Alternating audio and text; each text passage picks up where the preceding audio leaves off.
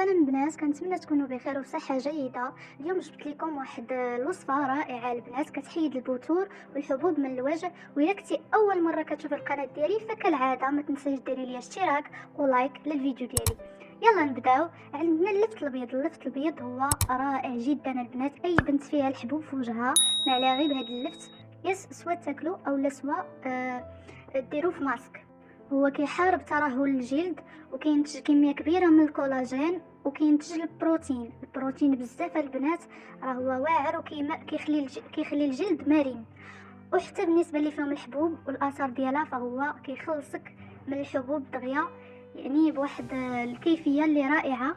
المهم البنات لك كنتو سوا غتاكلوه او سوا غادي ديروه ماسك. المهم البنات كناخذوا ديك اللفته ديالنا كنطحنوها كما كتشوفوا بهذه الطريقه حتى كتطحن مزيان، وكنتقلوا للمرحله الثانيه اللي هي كنصفيوها. كما كتشوفوا كيتصفى مزيان من كاع داكشي ديالو. المهم كيولي لهاد القوام هذا سائل وفي هذا اللون. المهم البنات استعملوا اللفت الابيض ماشي شي لفت اخر، اللفت الابيض البنات.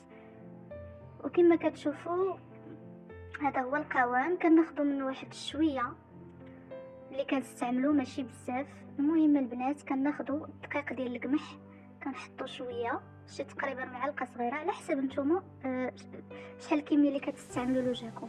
انا استعملته غير الحناكي، كيما استعملتوش لوجهي كامل. ناضوا فيا البنات شي حبيبات، وصراحه راه النتيجه كتكون رائعه وكيبان لك الحبوب كيبس دغيا. المهم البنات كما كتشوفوا كنضيفوا عليه شويه من داك اللفت، وكنبقاو نحركوا فيه مزيان حتى كتجانس دوك المكونات كامله مع بعضياتها. المهم جربيها وردي عليا في التعليقات، ضروري غنتسنى التعليق ديالك غنجاوبك عليه.